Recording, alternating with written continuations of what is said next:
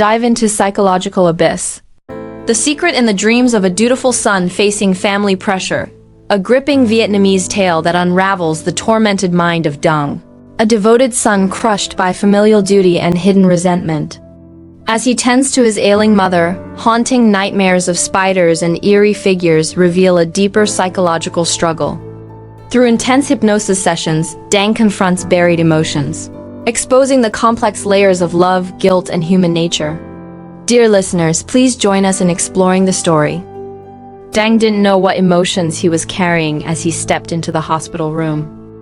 Seeing the needle piercing the green veins visible on his elderly mother's withered skin, he felt a deep unease in his heart. Sitting by the bedside, he softly called, "Mom." His mother opened her cloudy eyes. "Dang, you're here. Do you want to eat anything, Mom?" Dang asked gently. "I'm a bit thirsty." Dang helped his mother sit up, giving her a sip of warm water, then picked up an orange from the table and began peeling it. Looking at the orange, his mother gave a faint smile. "I remember when you were little, you loved oranges. I had to collect scraps for several nights to earn enough money to buy them for you. I couldn't bear to eat any myself. I saved them all for you." Dang kept his head down, focusing on peeling the orange bit by bit. "Your father passed away early, and I raised you alone. The hardships were indescribable. To make sure you were fed, I often ate only one meal a day." The old woman frowned. "My body is so weak now because of the toll it took from caring for you back then." "Oh, you're so lucky to have a son who visits every day. It's rare to see such a filial child these days." An elderly woman with floral glasses in the next bed suddenly spoke up. Dang's mother smiled faintly. "It's only right. I suffered half my life for him. When he was young, I ate only spoiled or poor quality food, saving the best for him. I didn't dare buy new clothes for years. Now it's his turn to care for me. Isn't that why we raise children, for them to look after us in our old age?" Dang's hand suddenly trembled, and the sharp fruit knife sliced into his finger. Blood dripped down his hand, staining the floor. He casually grabbed a couple of tissues, wrapped them around his finger, and handed the peeled orange to his mother. Just as she was about to ask about his injury, an older man walked into the room. Seeing the man, Dang immediately flared up. "What are you doing here? Get out." The man awkwardly approached the bed. "I just came to visit her." Seeing Dang's anger, his mother said with slight embarrassment, "Dang, maybe you've misunderstood Uncle Long." Dang snapped. "If he really just wanted to be your friend, I wouldn't mind. But he tricked you into naming him as the beneficiary on your insurance form. How can I trust him? I even suspect your current illness is because of him." The man, losing face, said, all right, I'll leave." "Don't argue." He turned to leave, then looked back at the old woman. "I'll come visit you again next time." After leaving the hospital, Dang picked up his eldest son, a third grader, from school, then hurriedly caught a bus. On the way, his son mentioned that his teacher wanted all students to join an extra study class. When Dang heard about the tuition fees, his heart sank. "Why is it so expensive?" 2 million dong for one semester, Dang said, standing at the bus stop, frowning. "Is this extra class mandatory? If not, maybe..." He stopped mid-sentence, noticing the deep disappointment in his son's eyes. Dang sighed. "We'll talk about the extra class when we get home." The father and son boarded the crowded bus. Fortunately, someone got off, and Dang's son quickly claimed a seat, saying he was exhausted from gym class and his legs were sore, so sitting felt good. After 2 stops, an elderly man boarded the bus and pushed his way toward them, his eyes fixed on the boy's seat. The old man coughed twice, deliberately tapping his cane lightly against the edge of the boy's seat. Dang noticed the man's actions and frowned. "Hi, stand up and give the seat to the gentleman." "But Dad, my legs are really tired," the boy protested. "I said give it up. I'll put my backpack on the floor, and you can sit on it." Dang set his backpack down, letting his son sit on it. The old man immediately took the seat, not even glancing at Dang or offering a word of thanks. Back home, Dang's younger son, already picked up by his wife, was doing homework. In the kitchen, his wife was stir-frying vegetables. Dong took a hot dish from their old microwave and placed it on the table. His wife came out, wiping her hands on her apron. Your son said the school is organizing a spring field trip, and we need to pay for it. Dong sat at the greasy dining table. More payments. Hai also needs money for his extra class. Oh, and the hospital bill for your mom is almost used up. Do we need to pay more? His wife reminded him. Dang rubbed his face hard, feeling helpless. All right, tomorrow you go to the bank and withdraw more money. At 3 a.m., Dang jolted awake, gasping for air, drenched in sweat. His wife, woken by his movement, said, Honey, are you too stressed? This has been going on for a week. Maybe you should see a psychologist. Dang didn't respond. He got up, wiped his face with a towel, lay back down, but stayed awake, eyes wide open until morning. The next day, Dang hurriedly finished his morning work at the construction site and went to deliver lunch to his mother at noon. He carefully opened the thermal lunchbox, feeding his mother spoonful by spoonful. His mother stroked his hair. When you were little, you ate 3 meals a day, but I only ate 1. When I fed you, I was so hungry, but there was no other way. To keep you full, I had to go hungry. Dang sighed. Mom, stop talking about that.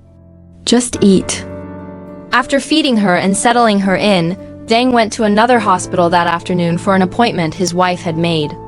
He didn't want to go first, it cost money, and second, He didn't really believe in this kind of thing, but his wife had already paid for it under his name, so he reluctantly went. The psychology clinic wasn't in the main hospital building. After searching, he found it in a separate building next to the inpatient ward. Stepping inside, Dang was surprised by the sight. Walls covered in geometric mosaics, bizarre decorations, a 17th century European-style wall clock, and an elaborate crystal chandelier. Is this a hospital? Dang felt like he'd walked into the wrong place. Hello, are you Mr. Dang? A large armchair swiveled around, revealing a young man sitting upright. You're not in the wrong place. This is the psychology clinic, the man continued.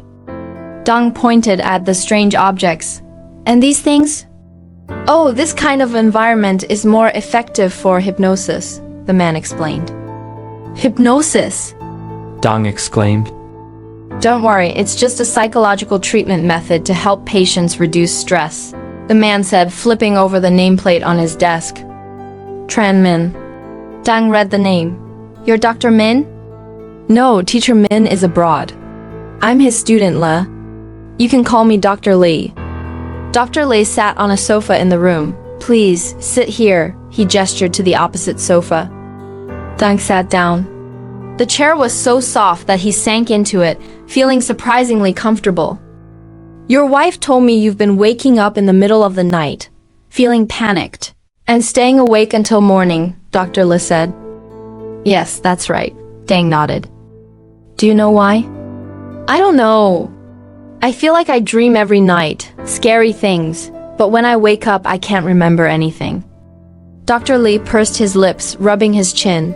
It seems you're enduring something you don't want to accept. The human body has a self-protection mechanism. When something exceeds your ability to cope, you unconsciously suppress it, like how you forget your dreams. Dr. Lee took a piano metronome from a cabinet, turned it on, producing a steady tick-tock sound. Then he pulled a pocket watch from his coat. Would you like to try hypnosis? I'll examine your inner thoughts. Of course, I'm doing this to help you. Dang shivered. Hearing someone ask to examine his inner thoughts for the first time made him uneasy, but he forced a nod. All right. Dr. Lee instructed Dang to relax completely. He swung the pocket watch in rhythm with the metronome. Now, listen to me. Focus on this golden watch. Good, keep watching it. Now your hands feel heavy, so heavy you can't lift them. Then your legs, you feel tired, wanting to rest. Your eyelids are getting heavy because you want to sleep. Dang felt overwhelming fatigue, his vision of the watch blurring. Dr. Lee smiled slightly. It was a sign the patient was entering a hypnotic state. Now I'll count to 3. When I reach 3, the watch will drop, and you'll fall asleep. Dr. Lee began counting. At 3, the watch fell, and Dang obediently closed his eyes. Dr. Lee turned off the metronome, observing Dang. Good, he's asleep. He took out a notebook, picked up a pen, and sat comfortably. Dang, tell me, what do you see? Dang, eyes closed, began describing his dream. It's very dark, a gray darkness. I'm at a landfill, yes, lots of trash, very quiet, just me. Wait, Dang reached out from the chair. Something white is falling from the sky, right in front of me. It's a lunchbox. A lunchbox? Dr. Lee raised an eyebrow. Open it. Dang opened the lunchbox in front of him, saying, Inside is braised fish, my favorite dish. It looks delicious. I think I'll try a bite. Dang picked up a piece of fish, about to eat it, when he suddenly saw long black joints sprouting from it. Dang, eyes still closed, made a throwing motion. Dr. Lee quickly asked, What happened? I threw the fish away because it grew legs and eyes. The fish turned into a spider. A spider? Dr. Lee repeated. Yes, Dang continued. Its surface is shiny with fine hairs lying still on the ground. It's disgusting. I want to kill it. Dang bent down, looking around, picked up a brick, and smashed it hard on the spider. Watching Dang's movements in the air, Dr. Lee asked, Did you kill it? Dang nodded. Yes, I hit it hard. Its round body is flattened, and green liquid spurted from its tail. Wait, oh no! Dang suddenly shouted, cold sweat beading on his forehead, his body growing restless. What's wrong? Dr. Lee asked nervously. The spider didn't die. It's growing, getting bigger and bigger. Oh God, it's as big as me now. I can even see my reflection in its 6 compound eyes. Dang gripped the chair's armrests, veins bulging. It's coming toward me. I have to run, or it'll kill me, Dang shouted, his body twisting unnaturally. Are you okay? Dr. Lee held Dang's arm. Webs! It's webs, it's spitting webs, thick webs wrapping tightly around me. I'm done for. I'm suffocating. Save me, save me. Dang clutched his throat, his face flushed red. Dr. Lee held Dang's arm, saying, Calm down, listen to me. I'll count to 3 and you'll wake up. Ready? 1, 2, 3, wake up. Ah! Dang opened his eyes wide, gasping, drenched in sweat, like someone who had just escaped death, breathing heavily. Dr. Lee handed him a glass of water.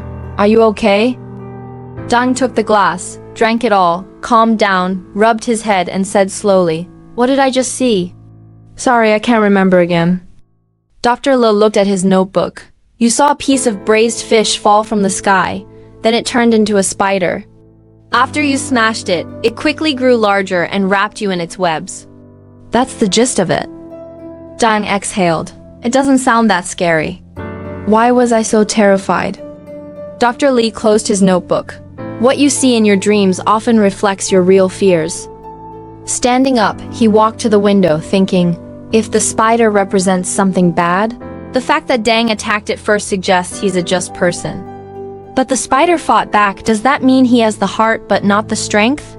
Dr. Lee turned to look at Dang, still shaken. But something feels off, Dr. Lee frowned. Teacher Min once said, if decoding a patient's issues hits a wall, we need to learn more about them from reality. Dr. Lee stepped in front of Dang. To understand your inner thoughts better, we need to continue hypnosis, but your condition today isn't good. Shall we continue tomorrow? Dang nodded glumly. Also, Dr. Lee added, I need to understand you from more angles, so I'd like to ask you some questions. Is that okay? An hour later, Dang left. Dr. Lee looked at the notebook with Dang's answers, tapping his pen. The questions were about recent events to identify the source of Dang's stress. Unfortunately, he found nothing. At 3 a.m., Dang woke again in a panic. Though he couldn't recall the dream, the trembling remained, mixed with anger and a touch of disgust. He didn't understand why he felt this way, still drenched in sweat. Dang steadied himself, determined not to overthink, and tried to sleep before dawn. The next day, as usual, he worked at the construction site in the morning and delivered lunch to his mother at noon. Pushing open the hospital room door, he saw Long sitting by his mother, chatting. Seeing Dang, Long quickly stepped aside. Dang was about to say something when a doctor tapped his shoulder. "You're the patient's family, right? Let's talk outside." Dang set down the thermal lunchbox and followed the doctor. Long stepped forward, saying softly, "I'll feed your mom for you." Dang, hearing this, glanced back but surprisingly didn't object, continuing out. In the hallway, the doctor told Dang his mother's condition wasn't promising, and they needed to prepare for a long battle with her illness. Dang wiped his face, nodding helplessly. "Oh, and the hospital fees are almost used up. Please go to the counter to pay for the next phase," the doctor added before leaving.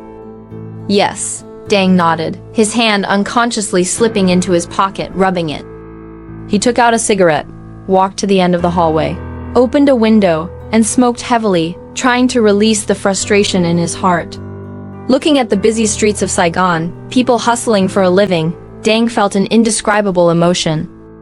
Back in the room, his mother had finished eating. Long, seeing Dang return, felt uneasy, stayed a few minutes, then left. This time, Dang watched him leave calmly, saying nothing, just quietly packing up the lunchbox. "Dang," his mother called softly. Dang looked up. "My hair's a bit messy. Can you comb it for me?" Dang picked up the wooden comb from the table, sat behind his mother, and carefully combed her dry, yellowish hair mixed with many gray strands. "Mom, you're getting old," Dang said suddenly. "It's because I worked so hard raising you and now I'm full of ailments," she said, patting her leg. Dang didn't respond, sighed and continued combing. That afternoon, Dang returned to the strange hypnosis room. Dr. Lee greeted him again, this time with Dang's wife present. "I invited her to better understand your condition. When we begin treatment, she can wait outside," Dr. Lee explained. Like last time, the room was quiet with just the two of them on the sofas. Dr. Lee brought out the metronome and pocket watch. As Dr. Lee counted, Dang fell into a deep sleep again. "What do you see this time?" Dr. Lee took out his notebook. Dang frowned. "It's all gray and foggy. This is my house in District 7. I'm standing in the living room. What's around you? Furniture, appliances, and a girl in the corner." "A girl?" Dr. Lee looked up, staring at Dang. "Who is she?" Dang shook his head. "I don't know. She has long hair, wearing tattered clothes, standing with her back to me in the corner." "Go closer and see who she is," Dr. Lee instructed. Dang took a deep breath, approached the girl, hesitated, then grabbed her shoulder, slowly turning her around. Her face was dirty but delicate, far from the terrifying image he'd imagined. "Who is she?" Dr. Lee asked again. Dang, eyes closed, tilted his head as if thinking, "I don't know. I don't recognize this girl." "That's impossible. You can't dream of a complete stranger. She must be someone you've met. Think, who is she?" Dr. Lee, feeling close to a breakthrough, spoke urgently. Dang frowned tightly. "No, I really don't recognize her." Suddenly, Dang's body trembled again. "What's happening?" Dr. Lee asked. "She's smiling at me and reaching out to hug me." "Are you scared?" Dr. Lee continued. Dang looked at the girl's harmless smile but felt something strange. He lowered his head to clear his mind, then noticed a black mass at his feet. Dang looked up in horror, seeing the girl's hair growing unnaturally long. The black mass was her hair, endlessly spreading. Dang stood up. The hair crawled up his wrists and ankles, binding him like ropes. On the chair, Dang's body trembled abnormally. Dr. Lee noticed something was wrong and kept talking. "What's happening?" "Her hair, it's growing, binding me," Dang said, his expression shifting from horror to anger. "She's still smiling, mocking me. I have to kill her, she's the source of all my suffering." Dang struggled against the hair's grip, wanting to reach the kitchen, knowing there were knives there. He moved step by step to the kitchen, pulling a fruit knife from the table. Turning back, his face fierce, he gripped the gleaming knife and lunged at the girl. "Ah, no, save me," Dang shouted from the chair. Dr. Lee grabbed Dang's shoulder. "What's wrong now?" "I went to the kitchen for a knife to kill this monster, but when I stabbed her, No blood came out, just hair. Dong screamed in horror, flailing his arms. Her whole body is hair. It's binding me. Save me. Save me. It's being bound again. Dr. Lee frowned. Though reluctant, Dang's state was unstable. I'll count to 3 and you'll wake up. At 3, Dang woke, eyes wide, gasping, hands trembling uncontrollably, like someone who had just escaped death. What was it this time? Dang covered his face, slumping into the chair, nearly exhausted. Dr. Lee recounted the dream to Dang. Dang looked up, frowning at him. So, do you know what's wrong with me? What's the cause? Why do I keep having these nightmares? Dr. Lee rubbed his pen, frowning, opened the door to let Dang's wife in, then sat back in his armchair. Dr. Lee flipped through his notebook, then looked up at the couple after a long pause. Based on the 2 hypnosis sessions, Mr. Dang is under immense pressure. The spider, the long-haired girl turning into a monster, they represent ugly things. You want to eliminate them, showing you're responsible and just... Yes, my husband is very responsible. He's very filial to his mother, his wife interjected. Dr. Lee nodded. Yes, he's filial. But your mother's suffering from illness makes you feel pained and helpless, so in your dreams, you're constantly bound. So what should I do? Dang asked, dejected. Dr. Lee tapped his pen on the notebook. Relax your mind and understand that some things are beyond your control. Your responsibility is to be with your mother more and care for her as best you can. Do what you can, but don't burden yourself mentally. Dang sighed. You need to let go of the burden. Your mother's illness isn't your fault. The guilt you feel about her has become your inner demon. If you don't let go, not only will you suffer, but those around you will too, Dr. Lee tried to persuade. Honey, I'll help you care for Mom. Don't pressure yourself, it makes me uncomfortable too, his wife comforted. Dang nodded helplessly. Dr. Lee wrote something down, saying, I'll prescribe some antidepressants. Remember my words, you've done your best. Don't add more pressure. Seeing the couple off, Dr. Lee closed his notebook, proud of treating a patient while Teacher Min was away. As soon as Tran Min returned from his trip, he hurried back. Learning that Lei had treated patients in his absence, he worried his inexperienced student might misdiagnose. Back in the familiar hypnosis room, he hung his coat and sat in the armchair. Le stood obediently beside him. How many patients did you see while I was gone? Tran Min got straight to the point. 2, and both resolved. Le raised his eyebrows, looking smug. Show me the notebook, Tran Min said, expressionless. Le handed it over, explaining, one was a woman with chronic insomnia, notes on the first page.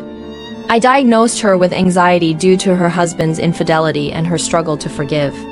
The solution was, what about this Dang guy? Tran Min interrupted, asking directly. Oh, that patient was a bit special. His dreams were strange fish turning into spiders, a girl into a monster, but I resolved it, Le said, trying to sound casual. Tran Min didn't respond, carefully reading Dang's hypnosis notes, and another notebook detailing his recent activities. Tran Min's brow furrowed. Teacher Min, is something wrong? Le noticed his teacher's expression. Teacher Min, Le called again. Tran Min raised a hand for silence. After reviewing all of Dang's notes, Tran Min asked, how did you diagnose him? Seeing his teacher's serious expression, Lei grew nervous, stammering, he's a filial son. I diagnosed him with psychological pressure from his mother's serious illness, feeling pained by her suffering but unable to resolve it. And your advice? I told him to spend more time with his mother, do his best, and not blame himself. Tran Min stood, putting on his coat. Let's go. Can you contact this patient? I want to meet him in person. Le panicked. Teacher, was my diagnosis wrong? What's the issue? Tran Min frowned. Yes, you overlooked something critical. What?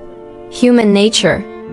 Tran Min's first meeting with Dang took place at a police station, as Dang was involved in a murder case. When Tran Min and Le arrived, Dang hadn't come out yet. Only his wife was waiting outside. She briefly explained. Dang was a witness, there to assist the investigation. The victim was Dang's mother, and the perpetrator was Long. That day, around noon, when Dang visited his mother, he learned Long had taken her for a walk. With a bad feeling, he searched the hospital grounds and found his mother in a wheelchair being pushed into a secluded artificial pond by Long. Dang jumped in to save her, but it was too late. Dang reported it to the police and Long was arrested. Long confessed, intending to stage an accident by pushing the old woman into the water during a quiet time. His motive was the insurance form naming him as the beneficiary. I didn't expect Dang's mother to die like this, not from illness, Le said. Dang must be devastated. Dang's wife sighed. Yes, he's not okay. I'm worried he's been so quiet since it happened. It'd be better if he could cry to let it out. As they spoke, Dang emerged from the room. The police are done? Let's go, Dang said expressionlessly, then noticed Lee and Tran Min. He frowned. Dr. Lee, what are you doing here? Lo was about to speak, but Tran Min stopped him, saying, We just came to check on a patient's condition. We didn't expect you to face such a tragedy. Our condolences. Dang looked at Tran Min's sincere smile, didn't say much, and quickly left with his wife. Back at the hypnosis room, Le asked, confused, Teacher, didn't you say my diagnosis was wrong and you wanted to check on the patient? Why didn't you tell Dang the truth? Tran Min leaned back in his chair. It might not be necessary anymore. Le paused, then asked, Teacher, where did I go wrong? Tran Min rubbed his nose, looking out the window, and said slowly, Didn't you notice anything from Dang's daily records? Le shook his head. On April 3rd, the first hypnosis session, what did Dang do before? He fed his mother lunch. That afternoon, his dream involved food. On April 4th, the second session, before coming, he combed his mother's hair. That afternoon, his dream involved hair. Tran Min turned to Lee. You don't think that's a coincidence, do you? Le frowned, sensing something but unsure. What do you think the spider in Dang's dream represents? Tran Min asked. Something ugly, be specific. The illness tormenting his mother. Tran Min shook his head. You missed something. What did the spider come from? Le thought. Braised fish. What's your favorite dish?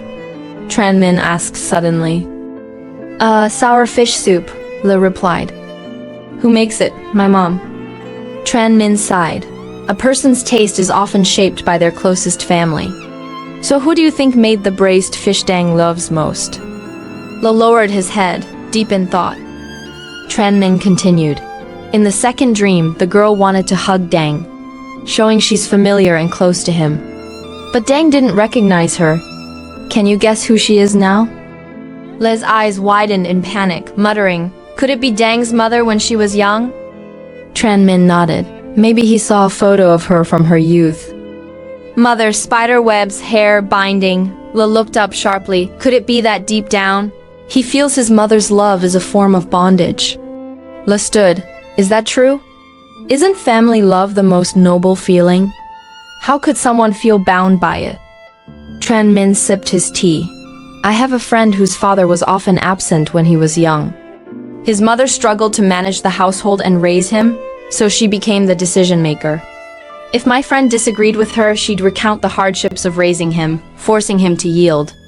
He often said his mother suffocated him, and he wanted to escape. I heard Dang lost his father young and his mother raised him alone. So Dang should be grateful and repay that love. Why would he feel bound? Le interrupted. Your words answer your own question. The mistake lies in should. Giving up a seat for the elderly on a bus is a traditional virtue. We should do it, but it must be voluntary. Willingly giving it up is virtuous. Doing it reluctantly is moral coercion. Love is noble because it's selfless and doesn't demand repayment. If love and sacrifice become chains to force obedience, hasn't that love been tainted? Le scratched his head in frustration, and I told him to spend more time with his mother. The scariest part isn't even that, Tran Min continued. The scariest part is the intent to kill in his dreams, smashing with a brick, stabbing with a knife. Does that mean Dang wanted to kill his mother? La was shocked by his own words. Not exactly. That thought might be buried deep in his subconscious. The cost of his mother's care is a bottomless pit, and she blames her illness on raising him, exhausting him. Dang is just a construction worker. His family isn't well off, and he has 2 sons needing money. The pressure is crushing. It's possible he briefly thought, if only mom would die. Tranmin's words chilled La. He took a sip of tea to calm himself. La, don't be afraid. Dang is still a good person. If he weren't, he wouldn't forget his dreams. It's his way of suppressing those thoughts his rationality doesn't allow them. La, realizing something, asked, "So, teacher, do you think he killed his mother?" Tranmin glared. The old man confessed to pushing her into the water. How could it be Dang? But his eyes grew deep. I just don't know if, when he jumped in to save her, he tried his absolute best. Tranmin sighed, looking out the window. Human nature isn't as purely good as you think. It's like an abyss disguised, lurking for those calculating survival's benefits, pulling them into eternal darkness unnoticed. Thank you, dear listeners, for following the story.